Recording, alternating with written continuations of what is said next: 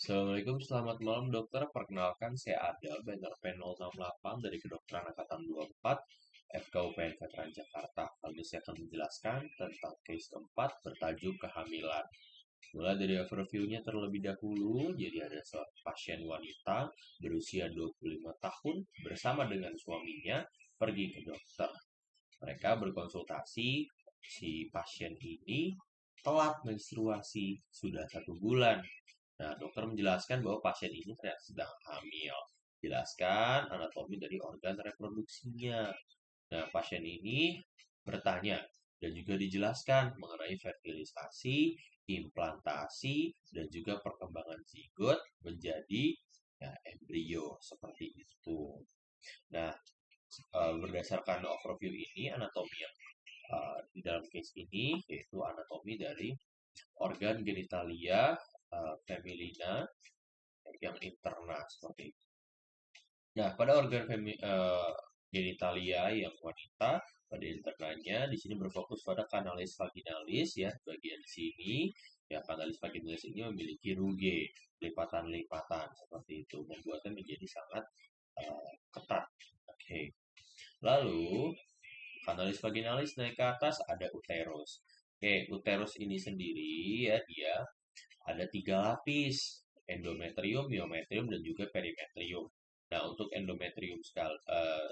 itu, endometrium itu dia memiliki beberapa arteri khusus yang kita sebut sebagai arteri rectus dan juga arteri spiral, dan juga arteri coilet. Oke.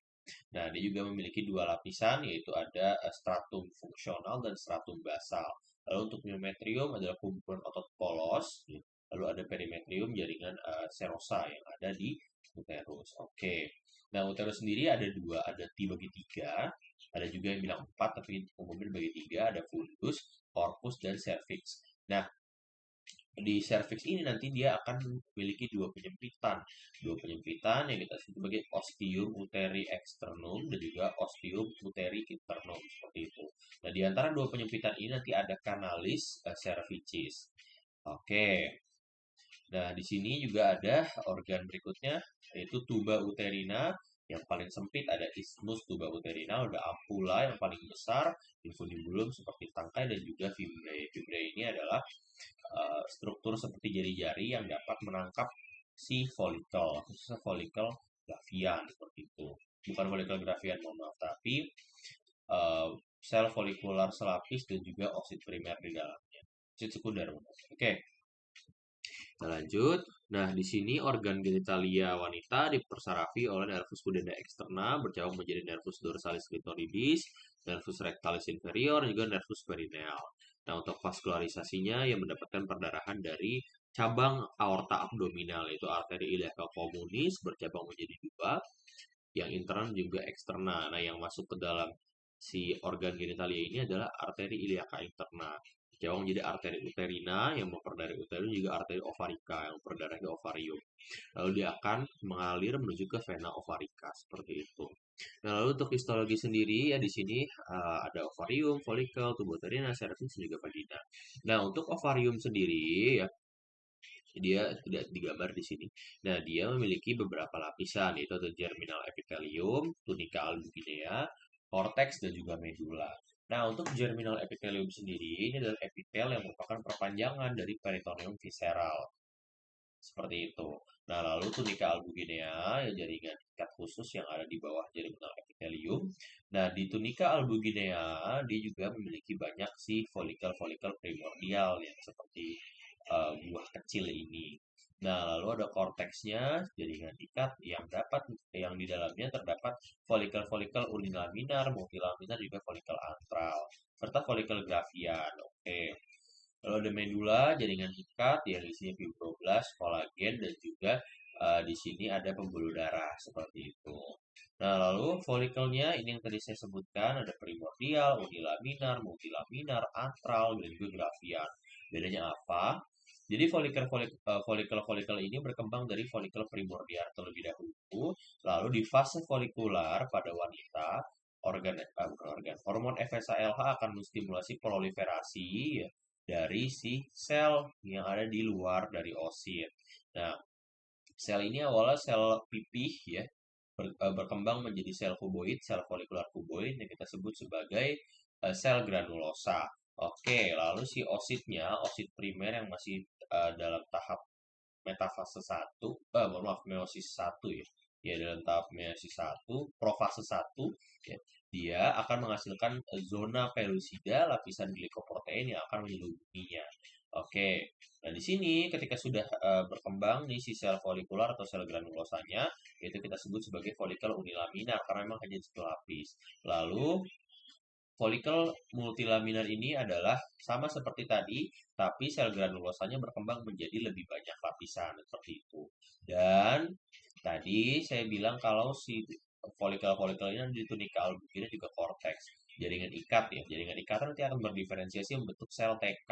Sel TK nanti dialah yang berperan dalam membentuk estrogen dalam fase menstruasi dan juga pada fase folikel ini. Oke.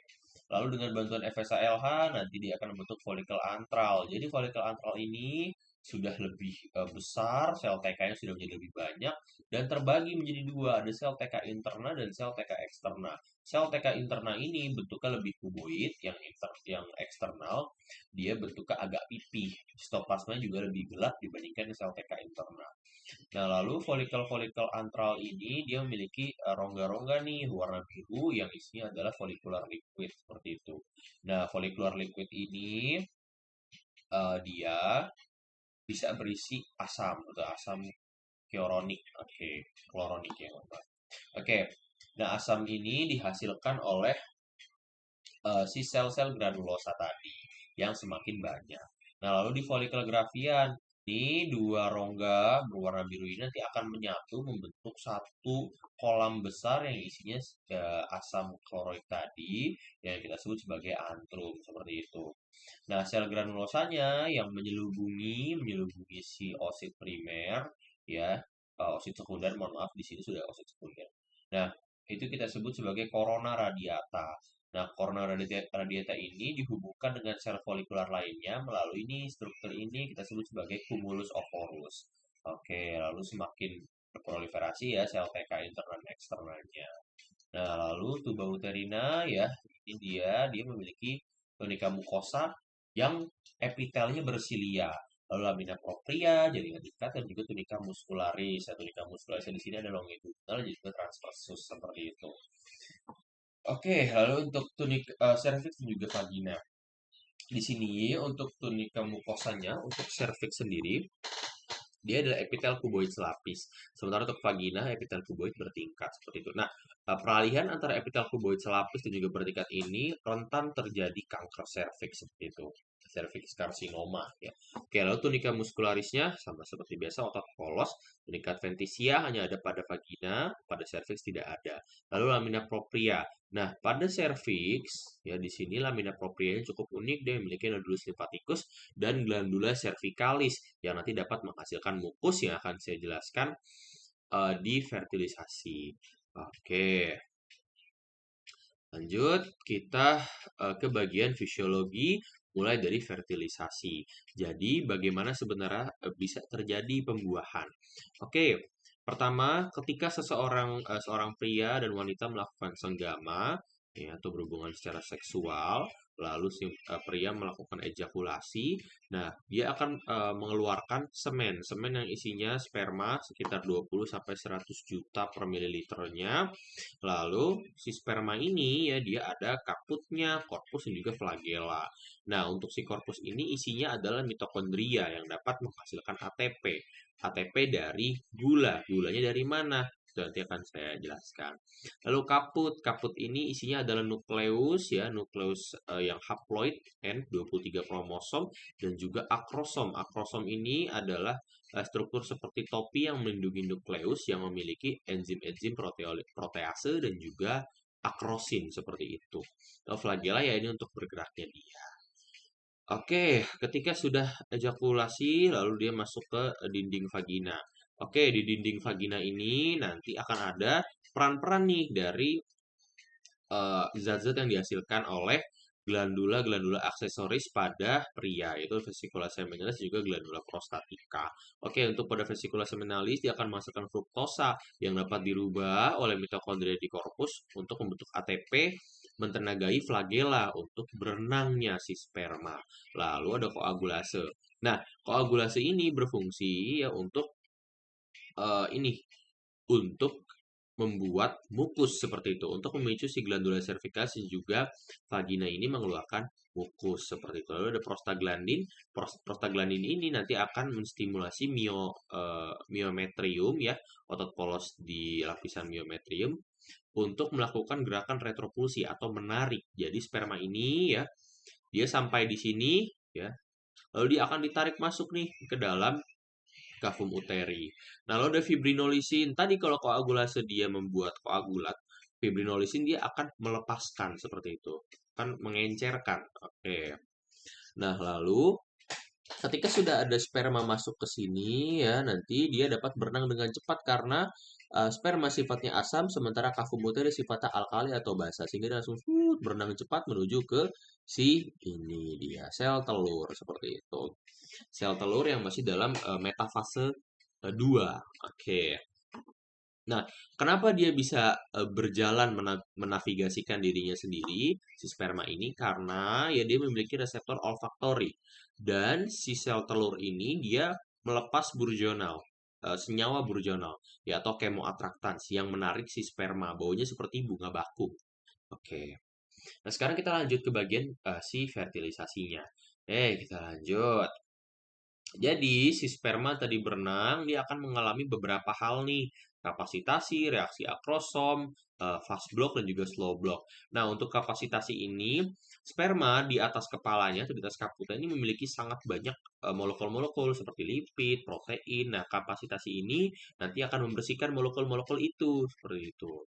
Nah, sperma dia akan berikatan dengan reseptor khusus di zona pelusida yaitu ZP3 reseptor atau zona pelusida 3 reseptor.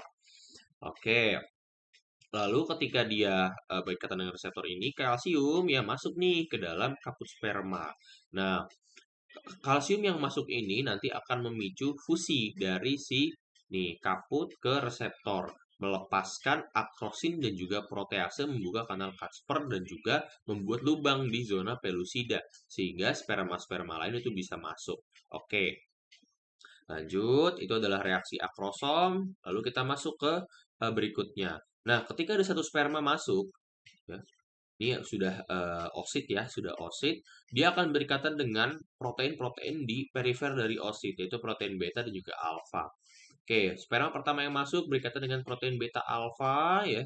Lalu dia akan mengaktifkan kanal natrium sehingga natrium influx nih masuk ke dalam sitoplasma osit memicu peningkatan kepositifan yang ada di dalam sitoplasma.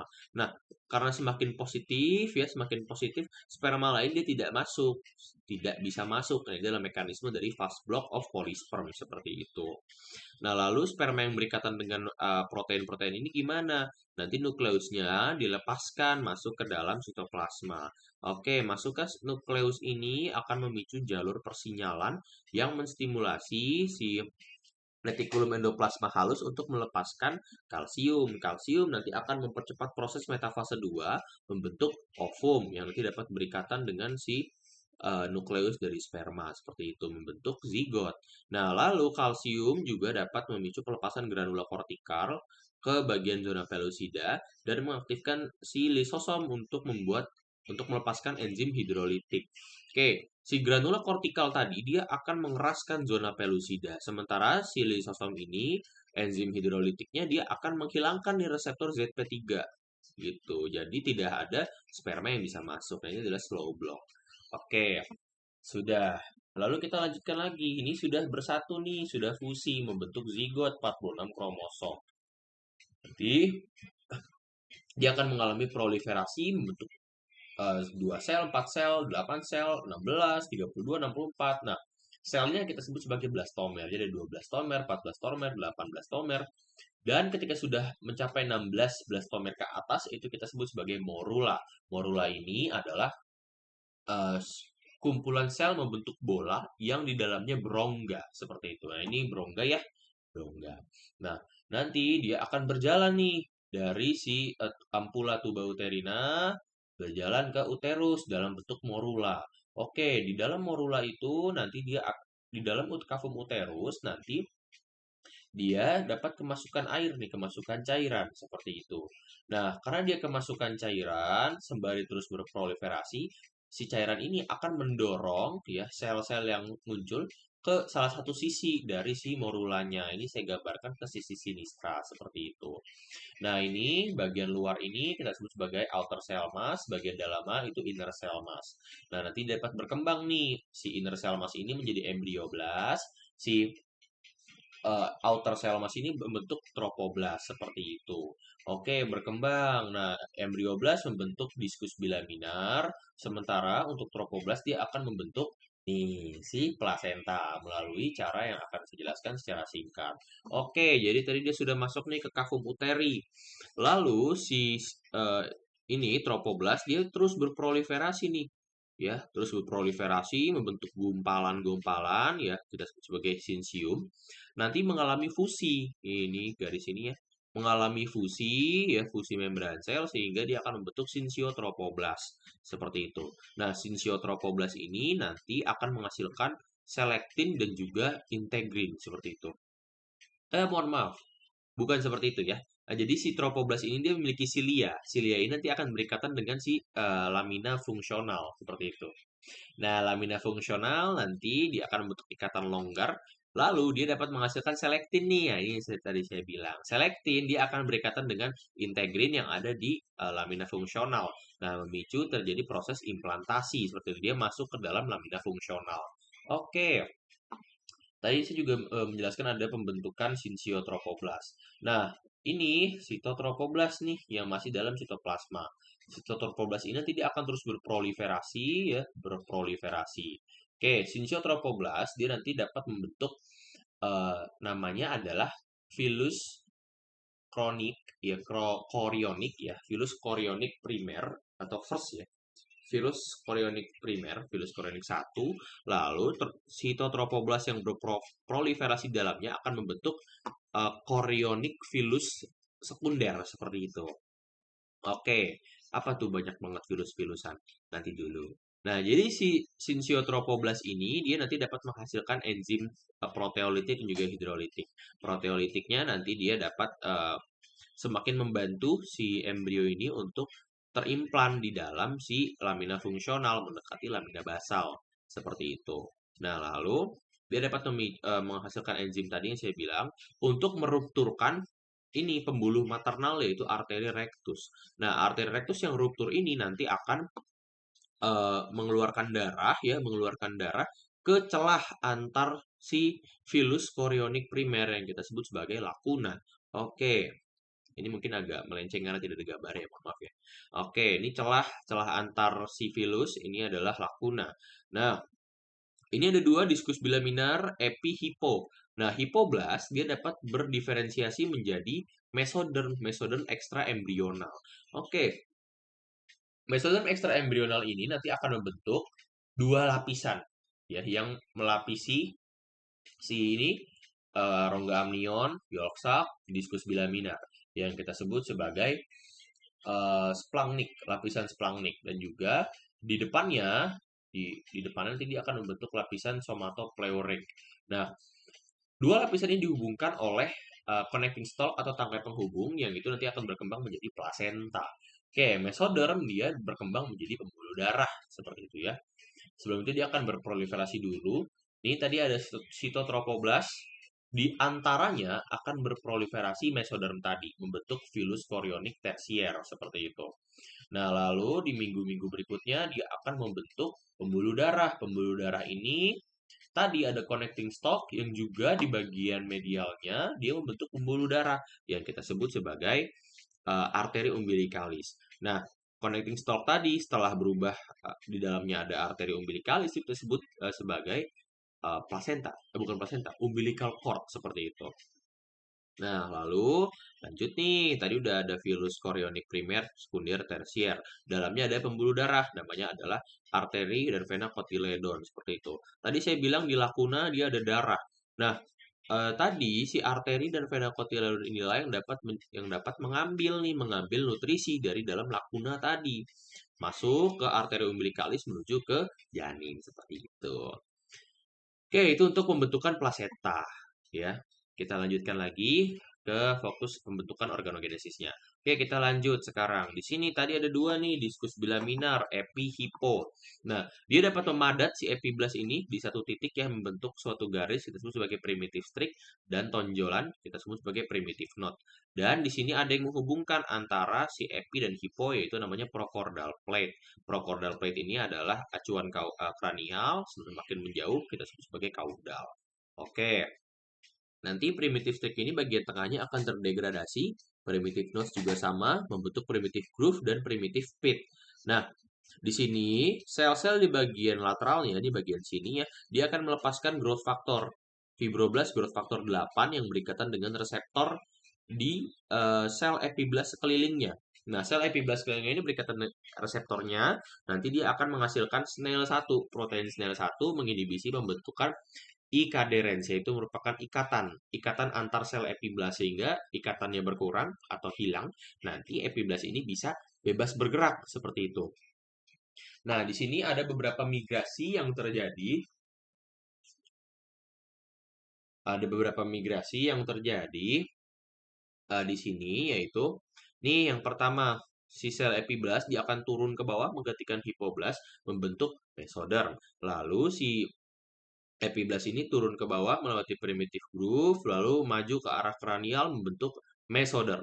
Nah, lalu si epiblas tadi juga bisa turun melalui primitive pit lalu maju ke arah kranial juga membentuk ini notochord seperti itu. Nah, sudah terbentuk tiga lapisan germinal. Di sini saya akan bahas bagaimana sih perkembangan organogenesisnya dari masing-masing si lapisan ini. Oke, mohon maaf sebentar. Kita lanjutkan. Jadi, notochord ini dia dapat menghasilkan beberapa growth factor ya, yaitu FGF8 tadi itu satu, dan juga di sini dapat menghasilkan sonic hedgehog seperti itu, sonic hedgehog protein seperti itu ya, namanya emang unik. Nah, dia dapat memicu proliferasi dari sel-sel di ectoderm dan mesoderm. Saya akan jelaskan dari ectoderm terlebih dahulu. Jadi sel ektoderm ini nanti dapat menebal, membentuk suatu lempeng yang kita sebut sebagai lempeng neural. Nah, lempeng neural ini nanti dia dapat melipat seperti itu. Dia dapat melipat ya. Ini lipatannya ini adalah kita sebut sebagai neural fold atau lipatan neural dan celahnya kita sebut sebagai neural groove seperti itu. Nah, dia akan membentuk nih tabung neural seperti itu. Dia akan tertutup nih ya menuju ke satu sama lain menutup membentuk tabung neural. Nah, ada sisa-sisa selnya yaitu kita sebut sebagai crista neuralis seperti itu. Oke, lalu di sini tadi saya bilang ada procordal plate ya di bagian depan nih, bagian depan sini ini ada procordal plate.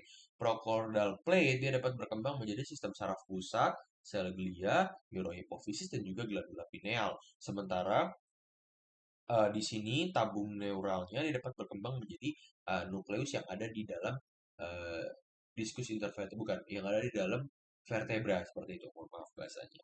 Nah, crista neuralisnya di sini dapat berkembang menjadi sel kromafin, sel Schwann, sel satelit, sistem saraf tepi, melanosit, pia dan juga arachnoid mater seperti itu. Nah, di sini tabung neura dia akan menutup di bagian depan ini ada neuropor anterior, bagian belakang ada neuropor posterior. Nah, dia menutup di hari ke-25 untuk yang anterior. Nah, untuk yang posterior dia menutup di hari ke-27. Kalau yang anterior dia tidak menutup, nanti akan terjadi anencefali. Kalau yang posterior dia tidak menutup, akan terjadi spina bifida. Oke, kita lanjutkan ke bagian mesoderm. Jadi, mesoderm ini akibat growth factor yang dihasilkan oleh si notochord awalnya seperti ini ya. Seperti ini, kotak-kotak ini aja. Nanti dia akan berdiferensiasi membentuk tiga jenis mesoderm. Yang berdekatan dengan notochord namanya adalah mesoderm paraksial. Lalu di sebelahnya, ini yang seperti bulat ini adalah mesoderm intermediate. Lalu di sini ini yang seperti ekor ikan, ya ini adalah mesoderm lempeng mesoderm lateral seperti itu. Nah, nanti dia ada dua lempeng. Yang area inferior itu adalah lapisan splagnik, lalu yang anterior dia adalah lapisan somatik seperti itu. Anterior, superior yang dekat dengan ektoderm. Oke, di sini saya akan jelaskan bagaimana perbedaan perkembangan. Nah, mesoderm paraksial ini nanti dia bisa membentuk nih, dia terus berproliferasi, proliferasi membentuk somit atau bakal dari si organ-organ seperti itu. Nah, somit ini nanti di dalamnya dia ada rongga yang kita sebut sebagai somatosil. Nah, terus terus berproliferasi membentuk tiga lapisan, ya, bukan tiga lapis, tiga bagian. Ada ini dermatom, lalu ada miotom dan juga ada sklerotom seperti itu. Nah, di sini juga sudah ada ya untuk dermatom dia akan membentuk meninges spinal, dermis dan juga hipodermis. Untuk miotom dia akan membentuk muskulus epiaksial dan juga muskulus hipoaksial. Untuk yang sklerotom, vertebrae, diskus intervertebra dan juga costae. Nah, lalu untuk yang ini mesoderm intermediate dia akan membentuk renal, ureter, testis, vas deferens, epididymis dan juga uterus, tuba uterina juga ovarium. Nah, untuk lempeng lateralnya bagaimana? Lempeng lateral ini nanti akan mengalami pelipatan ke lateral. Nah, yang lapisan atas tadi atau lapisan somatik ya melipat, yang lapisan splagnik akan melipat mengikuti si tabung usus seperti itu. Nah, lapisan somatik berkembang menjadi sternum, tulang, dan kartilago pada ekstremitas superior dan inferior. Nah, untuk lapisan splagnik, dia akan membentuk sel mieloid, eritroid, sel limfoid, seperti itu. Otot polos di saluran pencernaan traktus digestivus, korteks adrenal, sistem kardiovaskular, dan juga nodulus limfatikus yang ada di traktus digestif, seperti itu. Oke, lalu lanjut lagi ke bagian endoderm. Untuk bagian endoderm sendiri, dia akan mengalami sama, dia akan mengalami pelipatan ya, lipatan ke arah lateral seperti ini. Nanti di tengah ini yang warna merah yaitu adalah tabung usus. Nah, tabung usus ini nanti dibagi menjadi tiga, ada foregut, midgut, hindgut seperti itu. Nah, untuk foregut sendiri ya dia yang dekat dengan si tabung neura ya. Dia nanti ada bagian yang kita sebut sebagai lengkung faring atau arcus faring. Nah, arcus faring ini memiliki kantong, kantong faring 1, 2, 3 sampai 6.